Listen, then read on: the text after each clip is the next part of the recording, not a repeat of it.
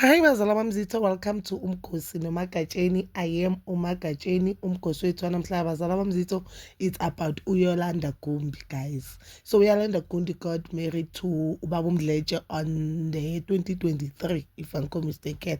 Umshado wabo didn't last even for 2 years, but now the early this said there were allegations that saying uYolanda Gumbi emshadweni awukho mnandi, and Umtando Mdletshe is saying Uyanda Kumba is not supposed to have social media, is not supposed to have friends, and we know, guys, that is emotionally abuse. It seems like Umtana Kumbi akahlalanga kahle emendweni. But okay, guys, Yolanda has finally posted that yena she's no longer with Ubaba Mdletshe, ubuyele kubo kaGumbi, guys, which I'm happy for her. I'll tell you why, guys.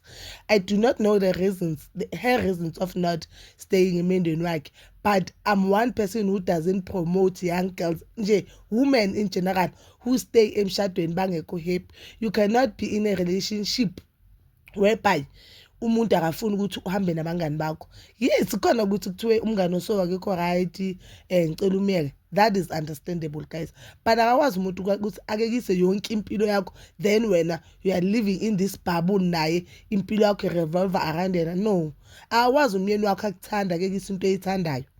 Akakwazi. Uyolanda is very young, so I didn't understand the reason ukuthi lo baba akavumeli, or umyeni kaYolanda Mdletshe angavumeli uYolanda ukuthi achubeke ngayo ku social media. I do understand makathi do not post umntanethu, our son. Mhlambe he's protecting their son, because guys, social media is a very dark place, guys. And ku social media you can post umntana wakho when happy, then abantu ku social media they are getting bullied. Abantu ku social media they are getting some sort of ama message who are sick. Vele I do understand ukuthi if mhlambe bakathe don't post umntanethu, but do not post at all.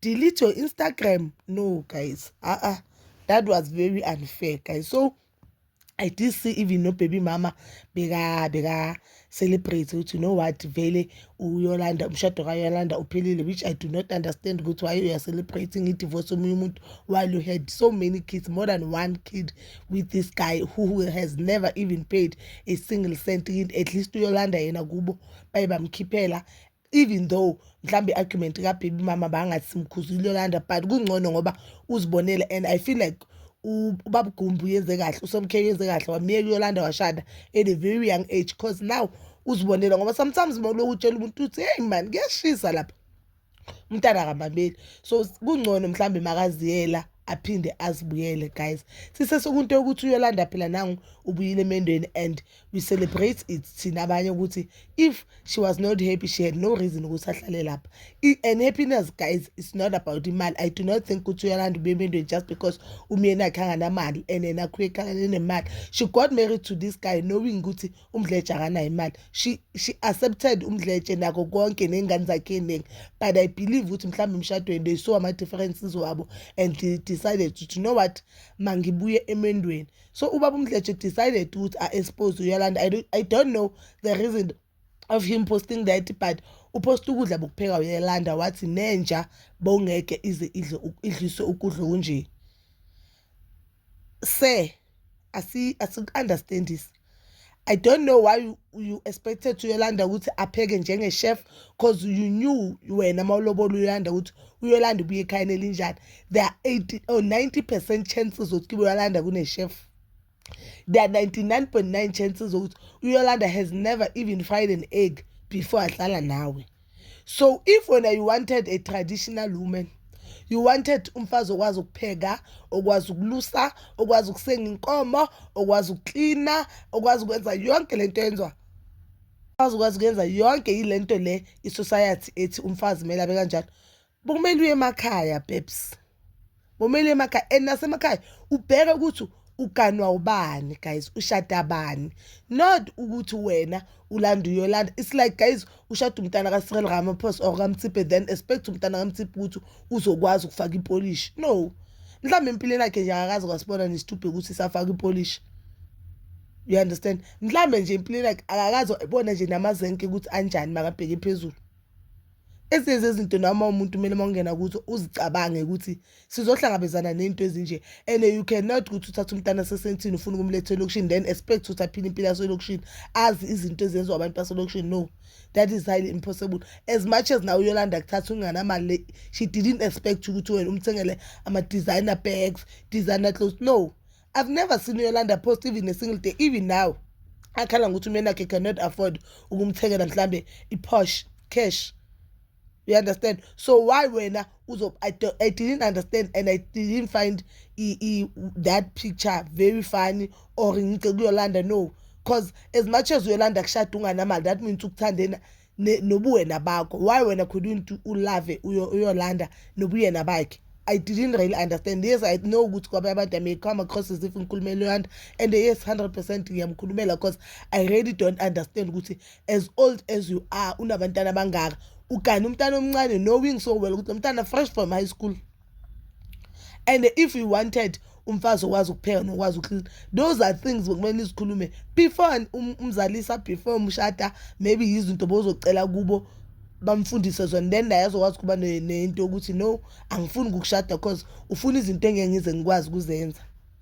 One thing about abantu besilisa, they'll expect ukuthi wena uzehlise uzufike angazi kuphi ekahele, but yena ngeke azafuna ukuthi akunike things that your father can provide for you. Uzathi ya ushade la kaMdletshe umele uphile njengabantu baMdletshe, but you forgetting ukuthi ushade ingane yakaGumbi that angeke kwazi ukuthi iyenze izinto ezenziwa ezinye ingane, and not because akakwazi. Uyazama, the fact ukuthi bekapheka kusho ukuthi bekazama, guys. The fact ukuthi bekabeka ibhodo azama ukupheka engathi chicken la nto bekayipheka, bekazama just that bekahluleka. I do not understand the reason of wena uzuthathe that picture bofuna ukuthini, bofuna bokwenzakalani ukuthi uzubona isidingo sokuthi sathini isingishude lenyama epheka omkami. So I don't align. I don't normally celebrate divorce, but I think this was for the best. I think Yolanda nomyeni wakhe they'll both be happy, and more especially I'm proud of Yolanda ukuthi azange abekezele into engabekezeliyo, uzobuyela kubo aqala impilo entsha, and kumele nje ngibaba uGumbi because since I've never heard uGumbi akhuluma anything, and I do know ukuthi mhlawumbe umamukele ngezandla eziwom, azange ashaye lento ukuthi uganile kuyabekezela emendeni. I do not wanna lie, I'm so happy for her. I know ukuthi uzocala impilo yakhe. Yolanda is very young, uzocala impilo yakhe kabusha if she wanna go to school, because the school is not for everyone, guys. Sihlula nathi nje sibekezele it because of poverty, but Yolanda I don't think ngathi isikolo uzabuyela esikoleni, but she'll do whatever or she'll start a business, anything that ezomenza ukuthi akhuphuke naye as umuntu wesimame, ezomenza ukuthi akhuphuke naye, and do not depend kuba bakhe, you get, and do not think ukuthi impilo revolve around umyeni. Sometimes I don't understand ukuthi le mhlangeni babafundisani lengane, as much as umhlanga kuyinto right, umhlanga kuyinto I think ifundisa abantwana isimilo, but when it comes to umshado, no man, I think kumele batshintshe indlela abayenza ngayo. But ke who I am ngoba azange ngibeke nenyawo emhlangeni. But bazalwa mzithu, that is all for now. Please do comment down below your thoughts, and please don't forget to like, subscribe, share, and hit that notification button. Nginithanda ukuya nokubuya.